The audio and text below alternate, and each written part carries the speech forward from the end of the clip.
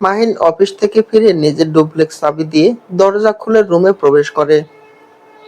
সোফার উপর ব্যাগটা দেখে বুঝতে পারে মীরা ওর আগেই এসে পড়েছে। হ্যাঁ, ওই তো ওয়াশরুমে পানি পড়ার শব্দ শোনা যাচ্ছে। মীরা গুনগুন করে গানের সুর ভাবছে আর শাওয়ারের পানিতে নিজেকে ভেজাচ্ছে। হঠাৎ মাহিনের শরীরটা গুলিয়ে উঠল। কেন যেন মনে হলো মীরাকে নিজেকে কারো কাছে বিলিয়ে দিয়ে এসেছে। তারপর ঘরে এসে শাওয়ারের হালকা গরম পানিতে নিজেকে ধুয়ে সাফ সুতরো করছে। মাহিনের হঠাৎ মনে হলো মীরাকে নিয়ে এরকম নোংরা কথা ও কিভাবে ভাবতে পারলো। এই মেয়েটাকে তো ও পাগলের মতো ভালোবেসে বিয়ে করেছিল। মীরার পবিত্রতা ওকে মুগ্ধ করত বলেই ওকে ছাড়তে পারেনি। পারিবারিক বাধা সত্ত্বেও মীরাকে বিয়ে করে নিজের করে নিয়েছে। মীরার সাথে চাকরির ইন্টারভিউ দিতে গিয়ে পরিচয় হয়। প্রথম দেখাতেই মাহিন নিজেকে মীরার মাঝে বন্দি করে ফেলে। মাহিন অবশ্য প্রেমের প্রস্তাব দিয়েছিল, কিন্তু মীরা রাজি হয়নি। ওর এক কথা, প্রেম যদি করতেই হয় তাহলে বিয়ের পর স্বামীর সাথে করবে। অথচ আজ সেই মীরার উপর ও সন্দেহের বিষবাষ্প ছড়িয়ে দিচ্ছে। তবে সন্দেহটা জবে ঢোকার পর শুরু হয়েছিল। মীরা আর মাহিনের বিয়ের বয়স 5 বছর। প্রথম দিকে ওদের দুজনের মাঝে আবেগ উছলানো প্রেম ছিল। তখন মীরার পুরোটা সময় জুড়ে মাহিনের বিচরণ ছিল। মাহিন যা খেতে পছন্দ করে মীরা সেটাই রান্না করে। বাবার বাড়িতে খুব একটা রান্না ওর করা হয়নি, তাই বিয়ের পর অনেক যত্ন নিয়ে মাহিনের জন্য রান্না করত। কিন্তু মাহিন মীরার এই পরিশ্রমকে মূল্যায়ন না করে উল্টো রান্নার সমালোচনা করত। কিন্তু মীরা কিছু মনে করত না। ও ভাবতো রান্না খারাপ হলে মাহিন দু কথা বলতেই পারে, এতে মন খারাপ করার কিছু নেই। অথচ সেই মীরাকে মাহিন এখন কিছু বলতেই পারে না। মাহিন একটা কিছু বললেই মীরা 5 কথা শুনিয়ে দেয়। মাহিনের মাথায় একটা বুদ্ধি খেলে গেল। মীরা তো গোসল করছে এই মুহূর্তে, মোবাইলটার মেসেঞ্জার হোয়াটসঅ্যাপ চেক করে দেখা যায়। মনে মনে মীরাকে গাল দিয়ে বলে, মাগি কার সাথে নষ্টামি করে সেটা বের করতেই হবে। কিন্তু মাহিন কোথাও মীরার মোবাইল খুঁজে পায় না। নিশ্চয়ই ওই শয়তানি মোবাইল বাথরুমে নিয়ে গিয়েছে, নিজের উলঙ্গ ছবি তুলে নাগরের কাছে পাঠাবে। মাহিনের মাথার দুপাশে শিরগুলো দপদপ করছে। যতটুকু জানে আজ মীরার গাজীপুরে একটা রিসোর্টে কনফারেন্স ছিল। আসলে কি কনফারেন্স ছিল নাকি নাগরের সাথে ডেট করেছে কে জানে। মাহিন নিজের চল শক্ত করে বেডরুমের রকিং চেয়ারটার বসে ওয়াশরুমের দিকে তাকিয়ে আছে। মাথায় তাওয়াল পেঁচিয়ে বাথরব গায়ে জড়িয়ে মীরা মোবাইল টিপতে টিপতে ওয়াশরুম থেকে বেরিয়ে আসে। মাহিন সদ্য গোসল করা মীরার দিকে তাকিয়ে কিছুটা বিমোহিত হয়। ফর্সা পা দুটো ওর অপরূপ সুন্দর। বাথরুমের ভিতর থেকে বুকের কাছটা দেখা যাচ্ছে। হঠাৎ মীরার সাথে আই কন্টাক্ট হলে বিদ্রূপের হাসি হেসে মাহিন বলে, আজকাল ওয়াশরুমের ভিতরে মোবাইল লাগে। মীরা মাহিনের দিকে তাকিয়ে স্বাভাবিকভাবে বলে, তুমি কখন এলে? না মানে একটা জরুরি ফোন আসার কথা ছিল, তাই মোবাইলটা সাথে রাখতে হয়েছে। মাহিন তাচ্ছিল্য ভরে বলে, নাকি ওয়াশরুমের ভিতরেও নাগরকে ফোন দিতে হয়? নিজের নগ্ন শরীরটাকে মোবাইলের মাধ্যমেও তার কাছে উন্মুক্ত করো, সেটা আমি ভালোই বুঝতে পারি। সাথে সাথে মীরার চোখ দুটো ধক করে জ্বলে ওঠে। এরপর কঠিন স্বরে বলে, সবার সাথে নিজেকে মেলাতে যেও না। তোমার সাথে কথা বলতে আমার রুচিতে বাধে। মুখ যেন নয় নর্দমার পাইপ একটা। মাহিনও চিৎকার করে বলে, মুখ সামলে কথা বলো মীরা, আমাকে খেপিও না। আমি খেপে গেলে পরিস্থিতি কিন্তু সামলাতে পারবে না। সত্য কথা শুনতে সবারই তেতা লাগে। আমি ভুল কি বলেছি কিছু বুঝি না মনে করছো? এই যে প্রতিদিন নিয়ম করে জিমে যাও, নিজেকে আজকাল যেন মডেল বানানোর দৌড়ে নেমেছো, অথচ আমাকে একটু সময় দেওয়ার প্রয়োজন মনে করো না। মীরা অবজ্ঞা ভরে বলে, কেন মনে নেই মালয়েশিয়া ঘুরতে যাওয়ার সময় তোমার কাছে একটা ফেড জিন্স কেনার জন্য আবদার করেছিলাম? তুমি কি বলেছিলে মনে আছে? আমার মতো হুদুল কুতকুতের গায়ে নাকি এগুলো মানায় না। তারপর এরকম বহুবার আমার বডি শেমিং করেছো।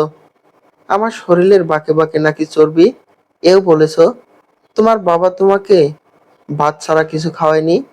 মানছি আমি গ্রামের মোটা গৃহস্থ বাড়ির মেয়ে, কিন্তু মেধায় তোমার থেকে কোন অংশে কম সেটা তোমার চোখে পড়ে না? আমি এখন একটা প্রমিনেন্ট কোম্পানিতে এক্সিকিউটিভ ডিরেক্টর হিসাবে কাজ করছি। আমার মুখটাও খুলিও না। তোমাদের অফিসের ম্যানেজিং ডিরেক্টর কি যেন নাম, আরহাম চৌধুরী, উনি তো তোমাকে ফেভার করে চাকরিটা দিয়েছিলেন, কোনো ইন্টারভিউ দিতে হয়নি। আজ বুঝি এমনি এমনি উনি তোমাকে চাকরিটা দেননি? সত্যি করে বলো তো, আরহাম চৌধুরীর সাথে তোমাকে কতবার বেড শেয়ার করতে হয়েছে? মীরা চিৎকার দিয়ে বলে ওঠে, তোমার ওই নোংরা মুখে ফেরেস্তার মতো মানুষটার নাম নিও না। তোমার অপবিত্র মুখে ওই মানুষটার নাম শোভা পায় না।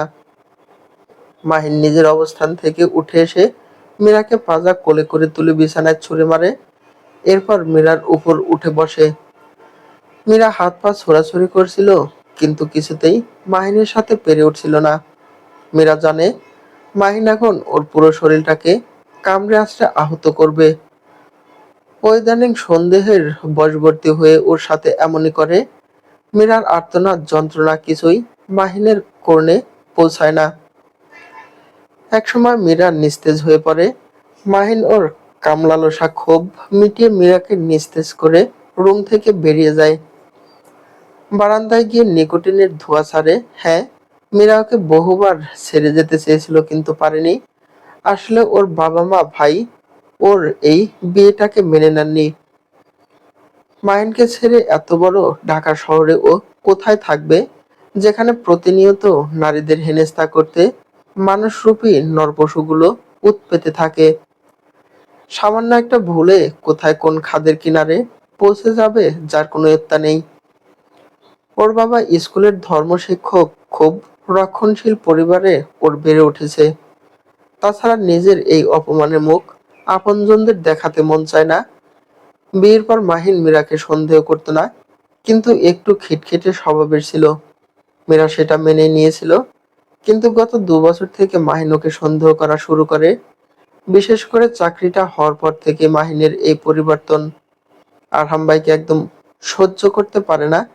অথচ আরহাম ভাইয়ের সাথে প্রথম যখন দেখা হয়, তখন ভূয়সী প্রশংসা করেছে। সোসিওলজিতে মাস্টার্স করা মীরাকে আরহাম ভাই চাকরিটা অফার করেছিল। মীরা প্রথমে একটু দ্বিধাদ্বন্দ্বে ছিল, কিন্তু মাহিনের উৎসাহে অবশেষে চাকরিতে যোগ দেয়। তারপর থেকে মাহিনের কি যে হলো মীরা বুঝতে পারে না। তাছাড়া মাস ৬ আগে আরহাম ভাইয়ের বাসায় মীরার দাওয়াত ছিল। ওর আর মাহিনের দুজনের যাওয়ার কথা ছিল। অফিসের মিটিং এর ছুতোয় মাহিন যায়নি। সেদিন মাহিন ওর অফিসের কলিগ চাঁদনির সাথে লং ড্রাইভে বের হয়েছিল। গাজীপুরে একটা রিসোর্টে আরহাম ভাই ওদের দুজনকে দেখেছে। ভাবেও শুনে মীরাকে বলল, মীরা, আমার ধারণা তোমাদের সন্তান হলে মাহিন তখন ঘরমুখো হবে। মীরা দীর্ঘশ্বাস ফেলে বলে, চেষ্টা তো কম করলাম না, না হলে আমার কি করার আছে? ভাবি তখন সাথে সাথে মীরাকে বলে, আমার একজন পরিচিত গাইনি ডাক্তার আছে, তুমি চাইলে তাকে একবার দেখাতে পারো। এরপর মীরা সেই ডাক্তারের কাছে যায়। উনি মীরাকে পরীক্ষা নিরীক্ষা করে বলেন, মীরার ওজন কমাতে হবে। ঘরে বসে থাকলে তো ওজন কমবে না, অতএব জিমে ভর্তি হলো। মীরার ফোনটা বেজে ওঠে। বারান্দায় বসে মাহিন সাথে সাথে নিজের কান খাড়া করে কথাগুলো শোনার চেষ্টা করে। মীরা নিজেকে সামলে নিয়ে ফোনটা রিসিভ করে বলে, হ্যাঁ বলুন। ওপাশ থেকে ডাক্তার সানজিদা বলে, আপু, আপনার রিপোর্টগুলো ভালো এসেছে। ইনশাল্লাহ আল্লাহ পাকের রহমতে খুব শীঘ্রই ভালো খবর পাবেন। মীরা মনে মনে বলে, ততদিন আমার সংসারটা টিকলে হয়। মীরা আর কথা বাড়ায় না, কিংবা কথা চালিয়ে যাবার মতো এই মুহূর্তে মানসিক অবস্থা নেই। ফোনটা রেখে মীরা নিজের অবসন্ন দেহটা টেনে নিয়ে ওয়াশরুমের ভিতরে চলে যায়। এবারও ফোনটা নিয়ে যায়। আয়নায় নিজেকে দেখে ওর বিধ্বস্ত লাগে। গলার কাছে মাহিনের কামড়ের দাগগুলো স্পষ্ট হয়ে ফুটে আছে। হাত দিতে মীরা যন্ত্রণায় আর্তনাদ করে ওঠে। বুকে, পিঠে কালশিটের দাগ ছড়িয়ে আছে। পুরো শরীর জুড়ে তীব্র যন্ত্রণা। মীরা শাওয়ার ছেড়ে গরম পানির ধারা দেয়। বেশ আরাম লাগে। দ্রুত গোসল শেষ করে বের হয়ে এসে পাশের রুমে চলে যায়। ওষুধের বাক্স থেকে প্যারাসিটামল বের করে নিয়ে ডাইনিং টেবিলে আসে। গ্লাসে পানি ঢেলে আগে ট্যাবলেট দুটো খেয়ে ফেলে। তা না হলে তীব্র ব্যথায় শরীরে জ্বর চলে আসতে পারে। আজ থেকে মাহিনের সাথে ওর নিজের বিছানা আলাদা করে ফেলে। ওর সহ্যের সীমা ছাড়িয়ে গিয়েছে। পোশাক চেঞ্জ করে ক্লোজেট থেকে কাপ্তান বের করে পরে নেয়। ওয়াশরুম থেকে অজু করে আসে, আসরের নামাজ আদায় করে দরজা লক করে বিছানায় শরীরটা এলিয়ে দেয়। কিছুক্ষণ চোখ বন্ধ করে শুয়ে থাকে, কিছুক্ষণ আগের ধাক্কাটা সামলে নেওয়ার চেষ্টা করে। দু চোখের পাতা সিক্ত হয়। মনে মনে নিজেকে বলে, ওর জন্য এই শাস্তি প্রাপ্য ছিল। যে সন্তান নিজের বাবা মায়ের মুখে চুনকালি মাখায়, সেই সন্তানের এমন শাস্তিই প্রাপ্য। মাহিন রুমে এসে দেখে মীরা দরজা বন্ধ করে শুয়ে আছে। সাথে সাথে সন্দেহের বিষ ওর শরীরের রক্ত বিন্দুতে ছড়িয়ে পড়ে। ও মীরার রুমের দরজার কাছে কান খাড়া করে দাঁড়ায়। ওপাশ থেকে ফোনের শব্দ শুনতে পায়। মাহিনও ওর শব্দ ইন্দ্রিয় সজাগ করে মীরার কথাগুলো শোনার চেষ্টা করে। ফোন রিসিভ করে মীরা বলে, ভাইয়া বলেন, তোমার গলার স্বর এমন শোনাচ্ছে কেন? তুমি ঠিক আছো তো? জি ভাই, আমি একদম ওকে আছি। কালকের প্রেজেন্টেশনের কথা তোমার মনে আছে? জি ভাইয়া, আমার মনে আছে। রাতে একবার হোমওয়ার্ক করে নিও। জি ভাইয়া। আমি খুব সকালেই অফিসে যাব। আমি গাড়ি পাঠিয়ে দেব। তার দরকার ছিল না ভাইয়া। দরকার আছে, মাহিনও তো অফিসে যাবে। তুমি অফিসের গাড়িতে এসো। ফোনটা রাখার সাথে সাথে মাহিন মীরার রুমের দরজা থেকে সরে দাঁড়ায়। নিজের ঘরে এসে দাঁত চিবিয়ে বলে, এত কিছুর পরও মাগির পিরিত কমলো না। না হয় মাগিকে বাঁচিয়ে রাখা যাবে না। হয় তুই বেঁচে থাকবি, না হয় আমি। তাও তোকে আমি অন্য কারো হতে দিব না। সাথে সাথে মাহিনের মাথায় একটা বুদ্ধি খেলে যায়।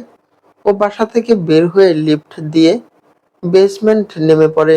এরপর গাড়ির সামনের দুটো চাকার নাট ঢিলা করে রাখে, যাতে গাড়ি চালানোর সময় চাকা দুটো খুলে যায়। ও আবার বাসায় চলে আসে। মাগরিবের আজান দেয়। চারদিকে অন্ধকার নেমে আসে। মীরা ঘরের লাইটটা জ্বালিয়ে মাগরিবের নামাজ আদায় করে দরজা খুলে কিচেনে চলে যায়। কফি মেকারে কফি বানিয়ে আবার রুমে এসে দরজা লক করে ল্যাপটপ খুলে বসে। কালকের প্রেজেন্টেশনের কাজগুলো আবার রিচেক করে নেয়। নিজের রুমে বসে মাহিন ভয়ঙ্করভাবে হাসে। মনে মনে বলে, শুধু তোর জন্য আজ 5 বছর আমি ঘর ছাড়া। আমার বাবা মা থেকেও নেই। ভেবেছিলাম একটা সন্তান হলে বাবা মায়ের অভিমান ভেঙে যাবে। অন্তত নিজের নাতি বা নাতনির মুখের দিকে তাকিয়ে হয়তো তাদের মনটাও গলতে পারতো। সেদিক থেকে ওনার কোনো হেলদোল নেই। উনি আছেন নষ্টামি করার নেশায়। পৃথিবীর এত মানুষের সন্তান হচ্ছে, তোর হয় না কেন? কেমন করে হবে? কোথায় ঘরে বসে নামাজ কালাম পড়বে, দোয়া দরুদ পড়বে না? সেদিকে ওনার কোনো মনোযোগ নেই, বরং আমাকে বলে আমার পিছনে না লেগে তুমি নিজে টেস্ট করাও। তোমারও তো সমস্যা থাকতে পারে। মাকে সাহস কত বড়, আমাকে উল্টো চাপে রাখার চেষ্টা করে। যাক, কাল তোর মৃত্যু দিবস পালন করব। তবে আজ ওর সাথে একটু নাটক করতে হবে। রাতে মাহিন মীরা ঘরের দরজায় নক করে। প্রথমে মীরা পাত্তা দিতে চায় না, কিন্তু একসময় ওর কাজের ব্যাঘাত ঘটতে থাকে। তখন বিছানা থেকে নেমে মীরা দরজা খুলে বলে, সমস্যা কি তোমার? আমাকে কি একটু শান্তিতে থাকতে দিবে নাকি? মাহিন সাথে সাথে মীরা পায়ের কাছে বসে পড়ে। ওর পা ধরে কাঁদতে কাঁদতে বলে, আমাকে এবারের মতো মাফ করে দাও মীরা। তোমাকে অনেক কষ্ট দিয়ে ফেলেছি। মাহিন শক্ত করে মীরার পা দুখানা জড়িয়ে ধরে কাঁদতে থাকে। মীরা রেগে গিয়ে বলে, মাহিন, প্লিজ উঠে দাঁড়াও। তোমার সব নাটক দেখতে দেখতে আমি এখন ক্লান্ত। প্লিজ আমাকে একটু নিজের মতো থাকতে দাও। এদিকে মাহিনের কান্নার বেগ বাড়তে থাকে। ও চোখের পানি আর নাকের পানি মুছে হাত জোর করে বলে, আমাকে মাফ করে দাও মীরা। তুমি মাফ না করলে আমার জন্য আল্লাহ পাক জাহান্নাম বরাদ্দ করবে। ঘটনা ঘটিয়ে যদি এতই অনুশোচনায় ভোগো, তাহলে ওই ঘটনার পুনরাবৃত্তি কেন করো? যাও, তোমাকে মাফ করে দিলাম। বাদরের মতো লাফ দিয়ে দাঁড়ায় মাহিন। এরপর ওর দিকে তাকিয়ে বলে, তুমি আমার রুমে চলে আসলে ভাববো আমায় মাফ করেছো। মীরা রেগে গিয়ে বলে, সেটা মনে হয় আর কখনো সম্ভব নয়। মাহিন আবারও মাটিতে বসে মীরার পা দুটো জড়িয়ে ধরে কাঁদতে বসে। অগাত্য মীরা বাধ্য হয়ে বলে, ঠিক আছে, আমি কাজ শেষ করে রাতে আসবো। এখন আমাকে অফিসের কাজগুলো করতে দাও। মাহিন আবার দাঁড়িয়ে তড়িৎ গতিতে মীরার ঠোঁটে চুমু খায়। মীরার ওর উপর রাগ করে থাকতে পারে না, হেসে বলে, পাগল একটা। মাহিনও হাসতে হাসতে বলে, পাগলে কিনা করে আর ছাগলে কিনা খায়। কথাটা বলে একটা অদ্ভুত হাসি দিয়ে মীরার সামনে থেকে চলে যায়। ওর হাসিটা দেখে মীরার কেমন একটু খটকা লাগে। অনেকক্ষণ ওর দিকে তাকিয়ে থাকে, এরপর ঘরে এসে ল্যাপটপে বসে পড়ে। এদিকে মাহিন একটু পর পর ওর রুমে যাওয়ার জন্য তাগাদা দিতে থাকে। এদিকে মাহিনের এরকম তাগাদা দেওয়াতে মীরা কাজে একটু ভুল হয়, সেটা সংশোধন করতে গিয়ে পুরো রাত পার হয়ে যায়। এদিকে মাহিন ওর জন্য অপেক্ষা করে একসময় ঘুমিয়ে পড়ে। রাত 4টার দিকে মীরার কাজ শেষ হয়। মীরা ল্যাপটপ বন্ধ করে বেডরুমে এসে দেখে মাহিন হাত পা ছড়িয়ে বিছানায় ঘুমিয়ে আছে। ওর মুখটা শিশুর মতো নিষ্পাপ লাগছে।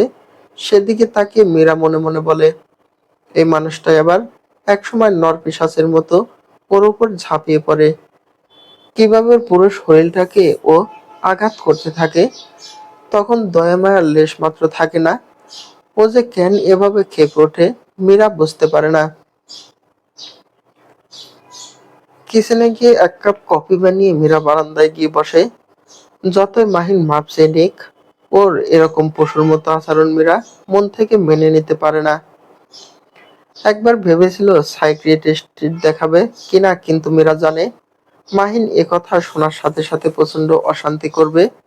বলবে ওকে ইচ্ছে করে মীরা পাগল সাব্যস্ত করছে। মনটা আজ ওর বড্ড বিষণ্ণ হয়ে আছে। কখনো ভাবেনি মাহিনের এরকম রূপ ওকে দেখতে হবে। আজ 2 বছর থেকে ওর এই পরিবর্তন। বিশেষ করে চাকরিটা শুরু করার পর থেকে ওর এই আচরণ মীরাকে হজম করতে হচ্ছে। প্রথম এতটা প্রকট ছিল না, কিন্তু এখন সহ্যের সীমা ছাড়িয়ে যাচ্ছে। এদিকে চাকরি ছাড়ার উপায় নেই। মাহিনের উপর মীরা আস্থা রাখতে পারছে না। ফজরের আজান শোনা যায়। মীরা ওয়াশরুমে গিয়ে অজু করে এসে নামাজে দাঁড়ায়। তারপর পান খুলে চোখের পানি ছেড়ে দিয়ে আল্লাহ পাকের কাছে প্রার্থনা করে, আল্লাহ পাক যেন ওর শূন্য কোল ভরিয়ে দেন আর মাহিনকে যেন পরিবর্তন করে দেন। নামাজ শেষ করে চোখের পানি মুছে কিচেনে গিয়ে দুধ গরম করে নেয়। তাতে ওটস ভিজিয়ে নাস্তার পর্ব সেরে নেয়। আজ আর রুটি সবজি বানানোর সময় নেই। আজকের প্রেজেন্টেশনের উপর এই বছরের ফান্ড পাওয়ার সম্ভাবনা নির্ভর করবে। মোবাইলটা বেজে উঠল। মীরা স্ক্রিনে তাকিয়ে দেখে আরহাম ভাই ফোন দিয়েছে। রিসিভ করে মীরা বলে, ভাইয়া আমি আসতেছি। গাড়ি কিন্তু তোমার বাসার সামনে দাঁড়িয়ে আছে। ঠিক আছে। মীরা আয়নার সামনে দাঁড়িয়ে রেডি হতে থাকে। একটা কালো রঙের নকশি কাঁথা স্টিচের আড়ং এর সিল্ক শাড়ি পরে নেয়। তার সাথে ম্যাচ করে ফুল স্লিভ কালো রঙের ব্লাউজ, সাথে কালো রঙের হিজাব, মাথায় পিন দিয়ে ভালো করে আটকে নেয়। এদিকে ফোনের শব্দে মাহিনের ঘুম ভেঙে যায়। মনে মনে বলে, বেটা তোর তর সইছে না, পরের বউকে নিয়ে লটর ফটর তোর আর করতে হবে না, আজকেই সব শেষ হয়ে যাবে। মাহিন ঘুম জড়ানো কণ্ঠে মীরাকে আহ্লাদ করে বলে, বাবু গাড়ির চাবিটা ডাইনিং টেবিলে রাখা আছে, গাড়িটা আজ তুমি নিয়ে যাও। মীরা অবাক হয়ে যায়। গাড়িটা যদিও দুজনের টাকায় কিনা হয়েছে, আজ অব্দি মাহিন মীরাকে দেয়নি। মীরা বহু শখ করে 10,000 টাকা খরচ করে ড্রাইভিং শিখেছিল। 1 বছর হলো গাড়ি কিনেছে, কিন্তু মাহিন একদিনের জন্য ওকে গাড়িটা চালাতে দেয়নি। আজ আবার মাহিনের কি হলো? মীরা কিছু না বলেই ঘর লক করে বেরিয়ে পড়ে। মাহিন বারান্দায় গিয়ে দাঁড়িয়ে নিজের প্রেয়সীর মৃত্যু দেখার জন্য অপেক্ষা করে। কিন্তু এও কি দেখছে, ও তো লুচ্চাটার গাড়িতে করে যাচ্ছে। মাহিনের মাথায় চাঁদিটা প্রচন্ড গরম হয়ে গেল। অফিসে যেতে ইচ্ছে করছে না। মনে মনে মীরাকে কিভাবে মেরে ফেলবে তার প্ল্যান করতে থাকে। মাহিন অফিস থেকে ছুটি নিয়ে নেয়। আরাম চৌধুরীর উপর মাহিন প্রচন্ড রেগে আছে। মনে হচ্ছে ওই বেটাকে আগে ফাঁসিতে ঝুলোতে পারলে ওর ভীষণ ভালো লাগতো। কফি মেকার দিয়ে এক মগ কফি বানিয়ে মাহিন বারান্দায় গিয়ে রকিং চেয়ারে বসে আর মনে মনে ভাবতে থাকে, মীরাকে বিষ খাইয়ে মারবে নাকি গলায় ফাঁস দিয়ে ফ্যানে ঝুলিয়ে দিবে, নাকি ইলেকট্রিক শক দিয়ে মারবে। একের পর এক সিগারেট ধরিয়ে মাহিন ভেবে যাচ্ছে, কিন্তু কোনো কিছু মাথায় ঠিক মতো আসছে না। পুরো বারান্দায় আধ খাওয়া সিগারেট ছড়িয়ে ছিটিয়ে রয়েছে। আজকে ময়নার মাকেও মাহিন কাজ করতে দেয়নি। দরজা থেকে বিদায় দিয়েছে, প্রচন্ড অস্থিরতা ওর অন্তরে বিরাজ করছে। একসময় উদ্ভ্রান্তের মতো বাইরে গিয়ে নাইলনের দড়ি কিনে আনে, যা করার আজ রাতেই করতে হবে। মাহিন নিজের মাথাটাকে স্থির করে নেয়, কারণ অস্থির মস্তিষ্কের কাজগুলো বজগট পাকিয়ে যায়। মীরা আসার আগেই বারান্দা ঝাড়ু দিয়ে সিগারেট পোড়া অংশগুলো বেলচা দিয়ে তুলে বিনে ফেলে দেয়। এর মাঝে মাহিনের ফোনটা বেজে ওঠে। স্ক্রিনে তাকিয়ে দেখে মীরা ফোন দিয়েছে। সাথে সাথে ফোনটা রিসিভ করে গলায় মধু মাখিয়ে বলে, তোমার পাহাড় সমান ব্যস্ততার মাঝে আমার কথা অবশেষে মনে পড়লো। মীরা হালকা অনুযোগ করে বলে, আমাকে খোঁচা মেরে কথা না বললে তোমার পেটের ভাত হজম হয় না, তাই না? মাহিন হেসে বলে, তোমার সাথেই তো একটু হালকা পাতলা দুষ্টুমি করি। কি বলতে ফোন দিয়েছে বলে ফেলো। আমার প্রেজেন্টেশন খুব ভালো হয়েছে। মনে হচ্ছে এবছরের ফান্ড আমরা পেয়ে যাব। এই উপলক্ষে আরহাম ভাইয়া আজকে হোটেল ডিসনে পার্টি দিচ্ছে। তুমি আমি দুইজনই আমন্ত্রিত। মাহিন একটু বিরক্ত হয়ে বলে, আমাকে আবার টানাটানি করছো কেন? জানো তো এ ধরনের অনুষ্ঠানে যেতে আমার একদম ভালো লাগে না। কেন ভালো লাগবে না? আমি যখন চাকরি করিনি তখন তো অফিসিয়াল অনুষ্ঠানে আমি যাইনি। লেজ নাড়তে নাড়তে আমিও তো গিয়েছি হাজার মানুষের সামনে। তোমার মুখে তোমার ফিমেল কলিগদের প্রশংসা শুনেছি। আজকের পার্টিটা বলতে পারো আরহাম ভাইয়া আমার উপলক্ষে দিয়েছে। সেখানে তোমাকে আসতে বলা হয়েছে। দেখি তুমি আসো কিনা। ফোন রাখছি। ফোনটা রেখে মাহিন কিছুক্ষণ ভাবে, এরপর সিদ্ধান্ত নেয় মীরার আজকের অনুষ্ঠানে ও যোগ দিবে। কেননা আজ রাতেই ও যেহেতু মীরাকে খুন করবে, সে কারণে সন্দেহ করার মতো এমন কিছু করা ঠিক হবে না। মীরাকে মেসেজ দিয়ে জানিয়ে দেয় ও রেডিসনে আসছে। মীরার ফোনটা টুং করে বেজে ওঠে। তাকিয়ে দেখে মাহিন মেসেজ পাঠিয়েছে, ও আজ অনুষ্ঠানে আসছে। মীরা মনে মনে ভীষণ উৎফুল্ল।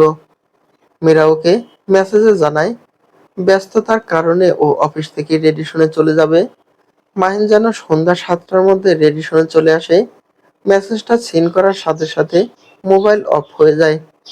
মাহিন মেসেজটা দেখে ক্রূর হাসি হাসে আর মনে মনে বলে, যুদ্ধে জিততে হলে দুপা পিছাতে হয়। সে কারণে আমিও লেজ নাড়তে নাড়তে তোমার অনুষ্ঠানে যাব। তবে এটাই প্রথম আর এটাই আমার শেষ চাওয়া। মোবাইলের চার্জ শেষ হয়ে যাওয়াতে অফ হয়ে গিয়েছে। দ্রুত চার্জে দিয়ে মাহিন গোসল করতে ওয়াশরুমে ঢুকে পড়ে। আধ ঘন্টা ধরে কুসুম কুসুম গরম পানিতে শাওয়ার নেয়। এরপর শরীরে তাওয়াল জড়িয়ে বের হয়ে আসে। অনুষ্ঠানে যাওয়ার জন্য রেডি হতে থাকে। ড্যাপার থেকে বানানো ক্রিম কালারের ছোটটা ক্লোসেট থেকে বের করে। তার সাথে জাম কালারের ফুল স্কিপ শার্টটা বের করে পরে নেয়। মোবাইলটা অন করে কোটের পকেটে ঢুকিয়ে নেয়। এরপর পুরো রেডি হয়ে বাসা থেকে বের হওয়ার আগে ওর মোবাইলটা আবার বেজে ওঠে। মোবাইলের শব্দে মাহিন বলে, আমার প্রেয়ার যেন আর দেরি সইছে না বলে পাগলের মতো অট্ট হাসি দেয়, কিন্তু ফোনটা হাতে নিয়ে দেখে অফিস থেকে এসেছে। মানে বস ফোন দিয়েছে। দ্রুত রিসিভ করে হ্যালো বলতেই জামশেদ চৌধুরী গম্ভীর হয়ে বলেন, তোমাকে কখন থেকে ফোন দিয়ে যাচ্ছি, বারবার সুইচ অফ বলছে। আমি তো কিছুই বুঝতে পারছি না। আজ আবার অফিসে আসলে না। মাঝে মাঝে তোমার কি হয় আমি বুঝতে পারি না। চাকরির প্রয়োজন না হলে করার দরকার নেই, কিন্তু দায়িত্বশীল পদে থেকে দায়িত্বহীনতার পরিচয় দেওয়া ঠিক নয়। সরি স্যার, আসলে মোবাইলে চার্জ ছিল না, সে কারণে মোবাইলটা বন্ধ ছিল। আবারও মূর্খের মতো কথা বললে। তোমার ফোন অফ কেন থাকবে? যাক, তোমার সাথে যতই কথা বলবো ততই আমার মেজাজের ১২টা বাজবে। তার থেকে প্রয়োজনীয় কথাটা বলে ফোন রেখে দেওয়াই উত্তম। তোমাকে আজ রাতে কক্সবাজারে যেতে হবে। এয়ারে যাবে। টিকিট কাটা হয়েছে ইতিমধ্যে। তোমার হোয়াটসঅ্যাপে পাঠিয়ে দেওয়া হয়েছে। ওখানে কাল সকাল ৮টায় বায়ারদের সাথে তোমাকে মিটিং করতে হবে। রাত ৯টায় তোমার ফ্লাইট। কথা শেষ করে জামশেদ চৌধুরী ফোনটা রেখে দিলেন। এদিকে মাহিনও কথা শেষ করে রাগে ফোনটা সোফার উপর ছুঁড়ে মারে। মাহিন নিজের ভাগ্যের উপর প্রচন্ড বিরক্ত হয়। যতবার মীরাকে মারার প্ল্যান করে ততবারই কোনো না কোনো বাধা এসে ওর সামনে দাঁড়ায়। কিন্তু ও ঠিক করে একদম মাথা গরম করবে না। ঠান্ডা মাথায় এসব জটিল কাজ সমাধা করতে হবে। নিজেকে কথা বলে মাহিন সান্ত্বনা দেয়। ওর মাথায় একটা বুদ্ধি আসে। সাথে সাথে দরজা লক করে বাসা থেকে বেরিয়ে যায়। এরপর একটা গোপন ক্যামেরা কিনে এনে বেডরুমের একটা জায়গায় সেট করে রাখে, যেখান থেকে পুরো ঘরটাকে নজরে রাখা যায়। এই কাজটা করতে বেশ কিছুটা সময় লেগে যায়। এছাড়া আর কোনো অপশন এই মুহূর্তে মাহিনের হাতে নেই। কেননা ও মনে মনে বিশ্বাস করে মাহিন যেহেতু আজ বাসায় থাকবে না, সুতরাং মীরা এই সুযোগটা পুরোপুরি কাজে লাগাবে। নিশ্চয়ই এই লুচ্চাটাকে নিয়ে মীরা আজ এই বাসায় রাত কাটাবে। যদি এরকম কিছু ঘটে তাহলে ওই আরহামের ১২টাও ও বাজিয়ে দেবে। হোক নিজের বউ, তাও ও ওদের মিলনের দৃশ্য ক্যামেরা থেকে ধারণ করে নেটে ছড়িয়ে দিবে। তখন আর কষ্ট করে ওকে আর খুন করতে হবে না। মীরা এমনিতেই খুন হয়ে যাবে। মনে মনে মাহিন হাসতে থাকে। নিজের বুদ্ধিতে মাহিন অবাক হয়ে যায়। নিচে এসে একটা উবার নিয়ে মাহিন সন্ধ্যা ৬টায় রেডিসনের উদ্দেশ্যে রওনা দেয়। মিরপুর ১২ নম্বর থেকে রেডিসনে পৌঁছাতে খুব বেশি সময় লাগে না। ৭টা বাজার আগে রেডিসনে পৌঁছে যায়। এদিকে মীরার চোখ মাহিনকে খুঁজে বেড়াচ্ছে। ঘড়ির কাঁটায় ৭টা বাজার ৫ মিনিট আগে মাহিন অনুষ্ঠান স্থলে এসে মীরাকে চমকে দেয়। ওকে দেখে আরহাম এবং ওনার স্ত্রী মহুয়া চৌধুরী এসে ওয়েলকাম জানায়। মাহিন সবার সাথে হাসি খুশি মুখে কৌশল বিনিময় করে। এরপর মীরার কানের কাছে ফিসফিস করে বলে, বেবিজান, আমি কিন্তু ৭টা বাজার আগেই চলে এসেছি। তুমি খুশি হয়েছো? খুশিতে মীরার চোখ দুটো পানিতে ভরে ওঠে। মাহিন আঙ্গুল দিয়ে চোখের পানিটা মুছে দিয়ে বলে, আজকে তোমার কাঁদার দিন নয়, একদম কাঁদবে না। এরপর মাহিন দুঃখ ভারাক্রান্ত কণ্ঠে বলে, মীরা, একটা গুরুত্বপূর্ণ কাজে আমাকে এয়ারে করে কক্সবাজারে যেতে হচ্ছে। এয়ারপোর্টে প্রোটোকল অফিসার অপেক্ষা করছে। আমি খুবই দুঃখিত। মীরার মুখটা সাথে সাথে বিষাদে ডেকে যায়। কিন্তু কিছু করার নেই। অগত্যা মাহিনকে বিদায় দেয়। মাহিন সবার কাছে বিদায় নিয়ে এয়ারপোর্টে চলে আসে। আসিফ আগে থেকেই এয়ারপোর্টে দাঁড়িয়ে ছিল। মাহিন উবার থেকে নেমে আসিফকে দেখে বলে, আমি যেন একটু দেরি করে ফেললাম। না স্যার, আজ প্লেন আধ ঘন্টা ডিলে হবে। মাহিন হাফ ছেড়ে বাসে ওরা বোর্ডিং পাস নিয়ে যাবতীয় আনুষ্ঠানিকতা শেষ করে লাউঞ্জে অপেক্ষা করতে থাকে। ফোনটা বেজে ওঠে। স্ক্রিনে তাকিয়ে মীরা ফোন দিয়েছে। রিসিভ করে মাহিন বলে, আমি পৌঁছে গিয়েছি। আর একটা কথা, আরহাম ভাইকে বলো তোমাকে বাসায় নামিয়ে দিতে। এই রাতে একা উবার নিয়ে বাসায় যেও না, আমার খুব টেনশন হয়। মাহিনের এই কেয়ারিং দেখে মীরার চোখে পানি চলে আসে। নিজেকে সামলে নিয়ে বলে, আমাকে নিয়ে চিন্তা করো না, আমি ঠিক মতো বাসায় পৌঁছে যাব। তুমি দোয়া পরে প্লেনে উঠবে। ওকে যান, তোমার আদেশ শিরোধার্য। ফোনটা রেখে মাহিন প্লেনে ওঠে। এদিকে মীরা ভাবে মাহিন আবার আগের মাহিন হয়ে গিয়েছে। একটু খিটখিটে স্বভাবের হলেও বিয়ের পর মীরাকে খুব আগলে রাখতো। বাবা মায়ের মতের বাইরে গিয়ে ওকে বিয়ে করেছে। সেই থেকে ওদের সাথে মাহিনের কোনো সম্পর্ক নেই। সেই কারণে মীরাও এত কিছুর পরে মাহিনকে ছেড়ে যেতে পারে না। এসব নানা ভাবনায় মীরা চোখ দুটো পানিতে ভরে ওঠে। আজও খুব আবেগপ্রবণ হয়ে আছে। একটুতেই চোখে পানি চলে আসছে। ফোনটা রাখার সাথে সাথে মহুয়া আর আরহাম এসে মীরাকে বলে, গেস্টদের খাওয়া প্রায় শেষ, চলো আমরা খেতে বসি। ওরা এসে খাবার টেবিলে বসে। কিন্তু খাবারের গন্ধে মীরার গা গুলিয়ে ওঠে। ও দূরে বাথরুমে চলে যায়। বেসিনের উপর সাথে সাথে বমি করে ফেলে। আরহাম মহুয়াকে পাঠিয়ে দেয়। মীরা বমি করে মাথা ঘুরে পড়ে যাবার উপক্রম হয়। মহুয়া তড়িৎ গতিতে মীরাকে ধরে ফেলে। মীরা খুব নার্ভাস হয়ে যায়, কিন্তু মহুয়া চৌধুরী মীরার মাথায় হাত বুলিয়ে বলে, আলহামদুলিল্লাহ, নিশ্চয়ই আল্লাহ পাক তোমার দোয়া কবুল করেছেন। সাথে সাথে মীরার বুকের ভিতরটা কেঁপে উঠল। চোখের পাতাটা আনন্দে অশ্রুতে ভরে গেল, কিন্তু পরক্ষণেই মনটা বিষাদগ্রস্ত হয়ে পড়ে। কি ব্যাপার, মনটা খারাপ করলে কেন? মহুয়া চৌধুরীর কথার প্রেক্ষিতে মীরা বলে, আসলে টেস্ট না করা পর্যন্ত কিছুই বলা যাচ্ছে না। মীরা বেসিনে পানি ঢেলে পরিষ্কার করতে থাকে। মহুয়া ওকে বারণ করলো, কিন্তু মীরার অস্বস্তি হচ্ছে। মহুয়া চৌধুরী এদিকে ওদিকে তাকিয়ে একজন ক্লিনার দেখতে পেল। তাকে কিছু বকশিশ দিয়ে বেসিনটা ক্লিন করতে বলে মহুয়া মীরাকে নিয়ে হল রুমে চলে আসে। মীরা শুধু পানি খেলো আর একটু জুস মুখে দিল, আর কিছু খেতে পারলো না। খাবারের গন্ধটা ভালো লাগছে না। এখানকার সব আনুষ্ঠানিকতা শেষ করে রেডিসন থেকে মীরা বের হয়ে আসে। ওর পিছু পিছু আরহাম চৌধুরী এসে মীরাকে বলে, তোমার আজ একা যাওয়া ঠিক হবে না, আমরা বাসায় নামিয়ে দেব। কি বলো মহুয়া? হুম, অবশ্যই। আপনাদের দেরি হয়ে যাবে না? ঘড়ির কাঁটা 11টা ছুঁই ছুঁই। মীরার কথা শুনে মহুয়া বলে, আমাদের নিয়ে তোমাকে ভাবতে হবে না, গাড়িতে উঠে বসো। এরপর আরহাম চৌধুরী ড্রাইভিং সিটের পাশের সিটে বসে পড়ে। মহুয়া আর মীরা পেছনের সিটে বসে পড়ে। ড্রাইভার বাবুলকে আরহাম চৌধুরী মিরপুর 12 নম্বরে যেতে বলে। মীরাকে ওর অ্যাপার্টমেন্টের নিচে নামিয়ে দিয়ে আরহাম চৌধুরী আর মহুয়া চৌধুরী নিজেদের বাড়ির পথে রওনা দেয়। ওদিকে মাহিন হোটেলে পৌঁছে নিজের মোবাইল অন করে। সেখানে ওই ক্যামেরার লিংক দেওয়া আছে। লিংক ওপেন করে দেখে মীরা ঘরে ঢুকে ওয়াশরুমে গিয়ে ড্রেস চেঞ্জ করে এসে বিছানায় শরীরটা এলিয়ে দেয়। এরপর মোবাইলটি নিয়ে কাকে যেন ফোন করে। তার সাথে অনেকক্ষণ ধরে হেসে হেসে কথা বলে। মীরাকে খুব আকর্ষণীয় লাগছে। পাতলা নাইটি পরিহিত মীরাকে দেখে বোঝা যাচ্ছে শরীরের কোথাও বাড়তি মেদ নেই।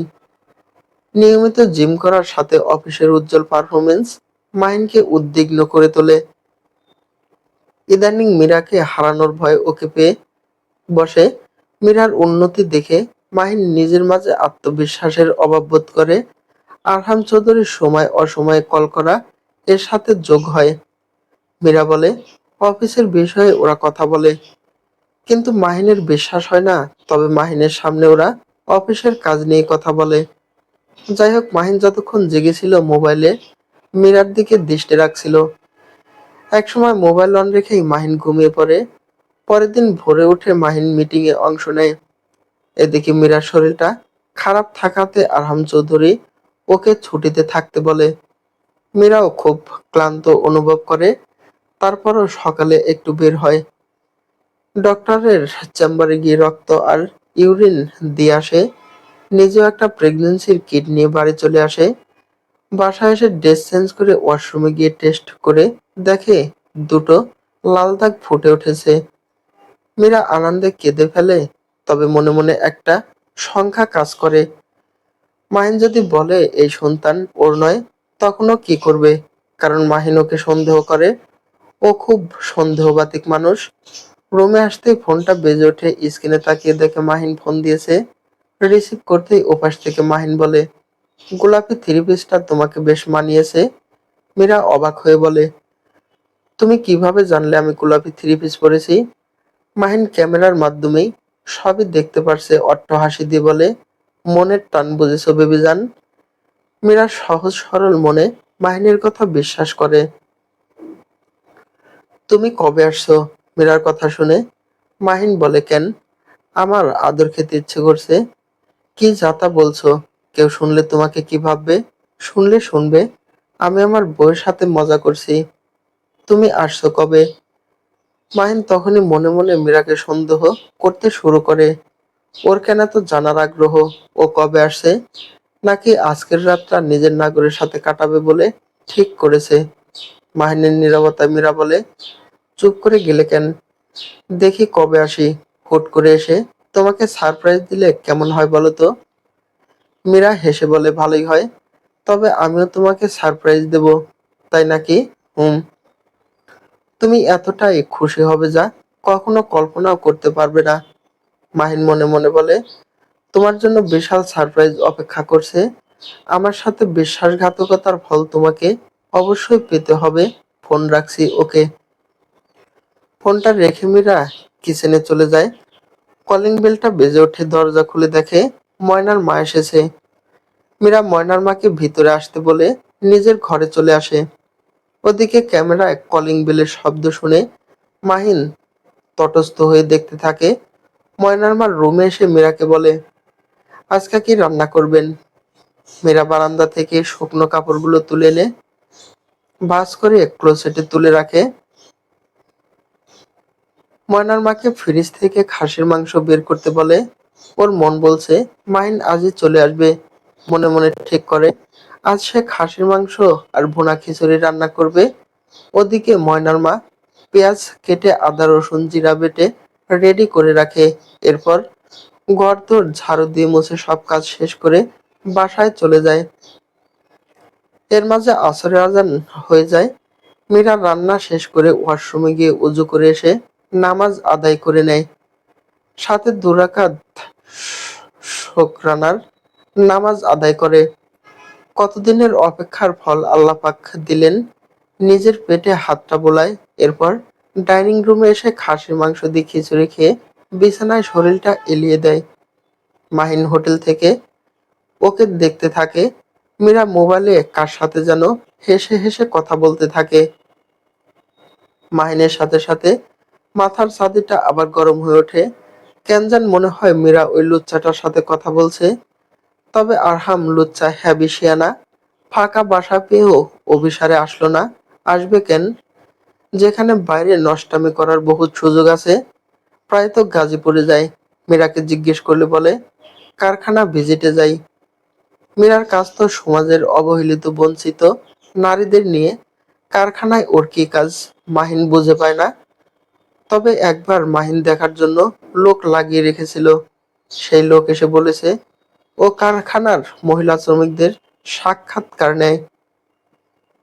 আসলে মীরার নিজের প্রতি এতটা যত্ন মাহিনের ভালো লাগে না। মাথার চুল থেকে পায়ের নখ পর্যন্ত ইদানিং যত্ন করে।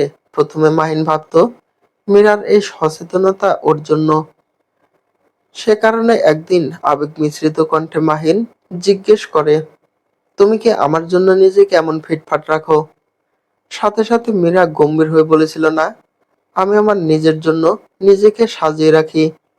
তাছাড়া অফিসে যেতে হয়, সেখানে পরিপাটি না থাকলে কি চলে? সেই থেকে মাহিনের ভিতর লুকিয়ে থাকা সন্দেহের বীজটা ঢালাপালা ছাড়াতে থাকে। মাহিন আর কিছু ভাবতে পারে না, মনে মনে বলে, তোমার সৌন্দর্য শুধু আমার জন্য। আর তা যদি আমার না হয়, তবে এই পৃথিবীর আর কেউ তা উপভোগ করতে পারবে না। তোমার রক্তিম অধর আমার জন্য, তুমি কাজল পরবে আমার জন্য, তুমি খোঁপায় ফুল পরবে আমার জন্য, তোমার মেদহীন শরীরের উষ্ণতা আমার জন্য। আমি তোমাকে কারো হতে দিব না। রাত ৯টায় ফ্লাইট, আর অপেক্ষা করা ঠিক হবে না। এখন সন্ধ্যা ৬টা বাজে। আসিফ দুপুরেই চলে গিয়েছে। মাহিন ইচ্ছে করে রাতের ফ্লাইটে যাওয়ার সিদ্ধান্ত নিয়েছে। বাসায় পৌঁছাতে প্রায় রাত ১১টা বেজে যাবে। গভীর রাতে ওর প্ল্যান সফল করতে সুবিধা হবে। ফোন অফ করে মাহিন হোটেল থেকে বেরিয়ে পড়ে। যথারীতি রাত ৯টার ফ্লাইটে রাত ১০টার সময় ঢাকায় পৌঁছে যায়। এয়ারপোর্ট থেকে একটা উবার নিয়ে বাসায় রওনা দেয়।